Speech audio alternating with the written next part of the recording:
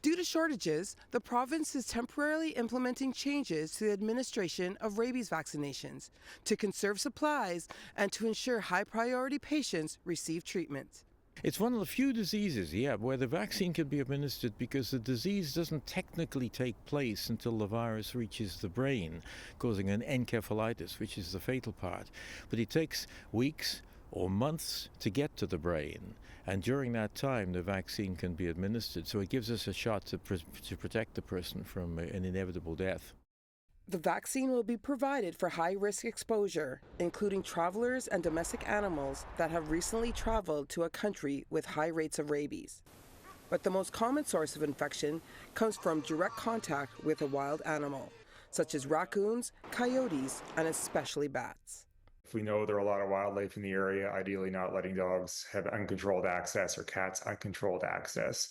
So the first component of rabies prevention is just preventing that bite from happening.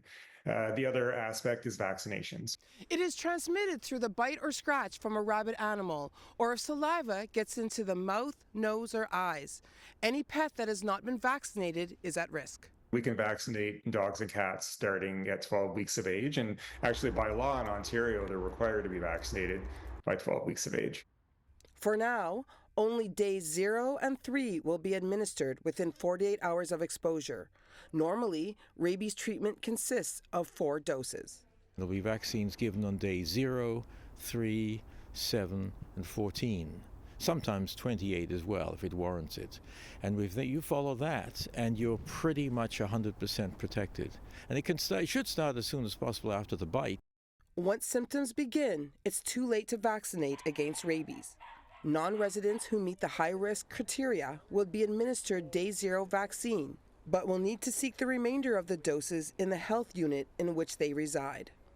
Ideally, you need the 4 shots, ideally, but the vast majority of the protection is afforded by the first 2 and possibly the 3. The last one just puts the polishing top on it. The Toronto Public Health Office will continue to monitor the situation. The Ministry of Health has not given a date of when the vaccine supplies will be replenished. In Etobicoke, Beverly Andrews, City News.